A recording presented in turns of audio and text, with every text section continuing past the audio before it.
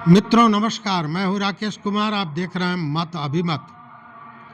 मित्रों, आज 8 तारीख है, 8 जनवरी, और आपको याद होगा शिक्षा विभाग के एसीएस एस सिद्धार्थ ने कहा था कि जनवरी के प्रथम सप्ताह तक ट्रांसफ़र पोस्टिंग, जो ट्रांसफ़र के लिए आवेदन मांगे गए थे, वो हो जाएगा।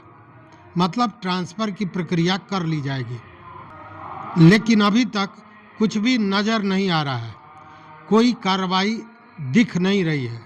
तो आखिर मामला क्या है, ये जानने की ज़रूरत है।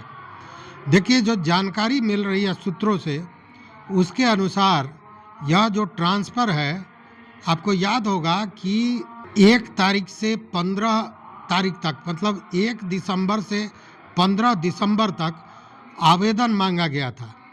और आवेदन शुरुआती दौर में तो बड़ा कम दिख रहा था, लेकिन वो आवेदन हो गया 1,90,332।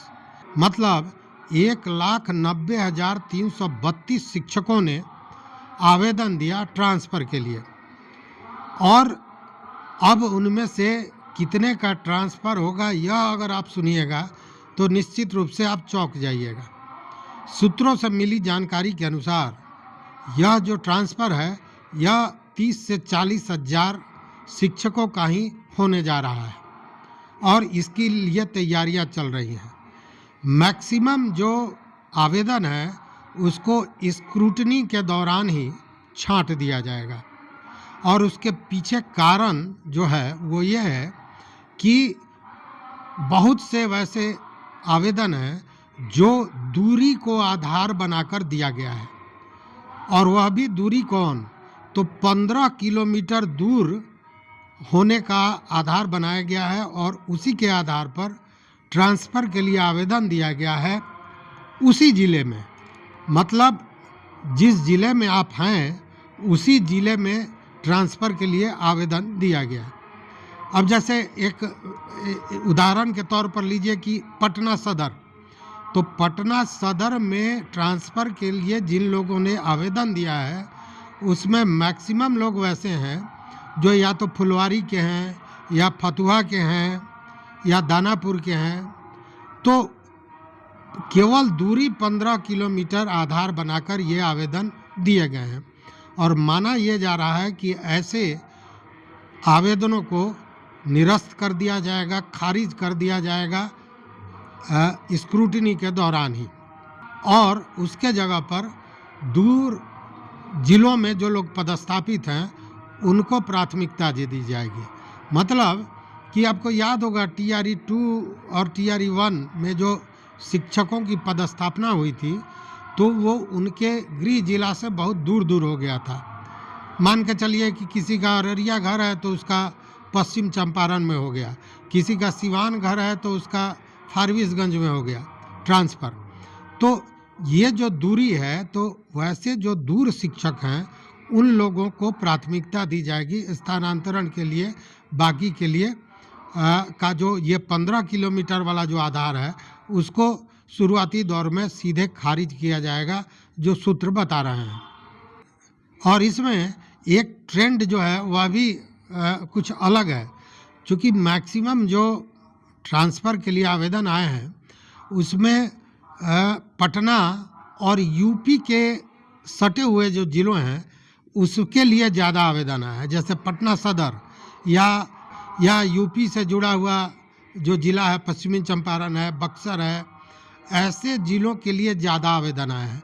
तो इसके पीछे क्या कारण है, यह समझ के बाहर की चीज़ है, लेकिन यह ध्यान अपनी ओर आकृष्ट करता है कि इस तरह की बात है।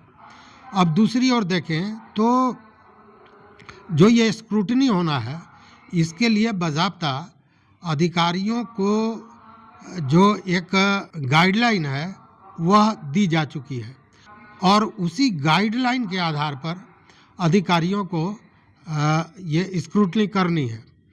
अब बिना किसी का सहयोग लिए हुए 11,875 आवेदन की स्क्रूटनी एक व्यक्ति को करनी है। अब आप अंदाज कीजिए कि एक अधिकारी मैक्सिमम दिन भर में काम करेगा तो 50 आवेदन की स्क्रूटनी कर पाएगा, जांच कर पाएगा। तो इसमें कितना समय लगना है यह भी इससे आप अंदाज़ा कर सकते हैं। जो दावा एस सिद्धार्थ ने किया था उसमें सच्चाई नहीं दिख रही है। ऐसा नहीं कि एक सप्ताह बीत गया तो दूसरे सप्ताह में हो जाएगा, ऐसा भी दिखता नज़र नहीं आ रहा है। इतना ही नहीं, जो गाइडलाइन है उस पर तो कई पदाधिकारियों का यह भी कहना है कि ये जो गाइडलाइन इतना सख्त बनाया गया है उससे लगता है जैसे इस ट्रांसफ़र को टाला जा रहा है। मतलब कि शिक्षा विभाग चाहता है कि मिनिमम लोगों का ही ट्रांसफ़र अभी किया जाए, और इसलिए कई बार यह भी चर्चा हो रही है कि ये जो ट्रांसफ़र है ये 4 चरण में होगा, एक बार में नहीं होगा, और इसके लिए भी प्राथमिकताएं हैं। आपको पता है 1 से 15 दिसंबर तक ये आवेदन मांगा गया था। आवेदन 1,90,332 लोगों ने दिया था, जबकि इसमें से 80% वैसा आवेदन है, 80% जो दूरी के आधार पर दिया गया है। मतलब जो दूरी है, जो जहां वो चाह रहे हैं वहां से उनके अभी पदस्थापना की जो दूरी है वह 15 किलोमीटर से ज़्यादा है, ये आधार बनाकर स्थानांतरण के लिए आवेदन दिया गया है। जबकि आप जानते हैं कि उस समय भी शिक्षा विभाग ने जो आवेदन मांगा था उसमें कई श्रेणियां बनाई थी, कई कैटेगरी बनाए थे, और उस कैटेगरी में सबसे ऊपर जो था वो कैंसर पीड़ितों का था। मतलब वैसे शिक्षक या उनके परिजन जो कैंसर से पीड़ित हैं उनको प्राथमिकता सबसे पहले दी जानी थी इस ट्रांसफ़र के लिए। उसके बाद गंभीर रूप से बीमार लोग जैसे यकृत या लीवर वगैरह, किडनी आदि के बीमारी से जो गंभीर रूप से बीमार थे उनको प्राथमिकता दिए जानी थी। उसके बाद में जो परित्यक्ता महिलाएं हैं या विधवा महिलाएं हैं, महिला शिक्षिकाएं हैं, उनको, दिव्यांगों को, फिर मानसिक रूप से जो बीमार हैं उनको, इस तरह से प्राथमिकता तय किया गया था।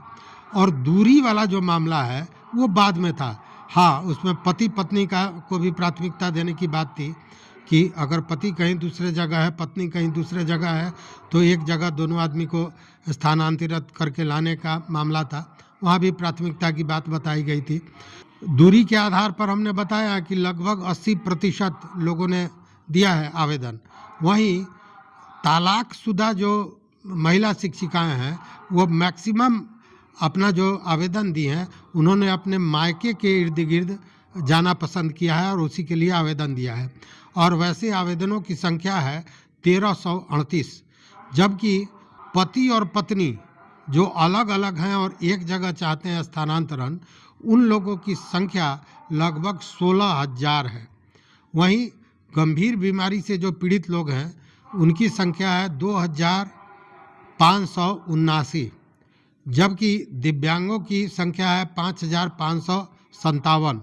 और वहीं मेंटल और ऑटिज्म से जो परेशान हैं वैसे लोगों की संख्या, आवेदन की संख्या है 1,557। तो अभी ये जो आवेदन है इसकी स्क्रूटनी होनी है, प्राथमिकता के आधार पर स्क्रूटनी होगी और तब ट्रांसफ़र के लिए चयन किया जाएगा। अब इस स्क्रूटनी में जैसा मैंने कहा कि 15 किलोमीटर वाले दूरी को तो सीधा छांट दिया जाएगा, उनको खारिज कर दिया जाएगा, और उसके बाद चीज़ें तय की जाएंगी। और उसी आधार पर जो सूत्र है वो बता रहे हैं कि 30 से 40 हज़ार के लगभग ही शिक्षकों की का ट्रांसफ़र इस फेज में होने जा रहा है। आगे क्या होगा ये तो बाद की बात है, लेकिन अभी जो सूत्र बता रहे हैं वही स्थिति है। दूसरी बात है कि अगर आप रोज़ गिन रहे हैं दिन कि आज हो जाएगा, कल हो जाएगा स्थानांतरण, तो अभी इतना परेशान नहीं होना है। अभी तो स्क्रूटनी के प्रक्रिया में ही जब ये मामला है तो इसको होते होते भी अभी समय लगना है, इसलिए स्थानांतरण अभी बहुत जल्द होने नहीं जा रहा है। और एस सिद्धार्थ का जो दावा था वो खोखला था, वो जग जाहिर हो गया है। इसीलिए अभी इंतज़ार कीजिए और देखिए कि कब तक ट्रांसफ़र की कार्रवाई पूरी होती है। तो इस वीडियो में बस इतना ही। चैनल पर नए हो मित्रों तो सब्सक्राइब कीजिए, लाइक कीजिए, दोस्तों के साथ शेयर कीजिए और अपना विचार जरूर दीजिए। बहुत बहुत धन्यवाद, कोटिशाह आभार।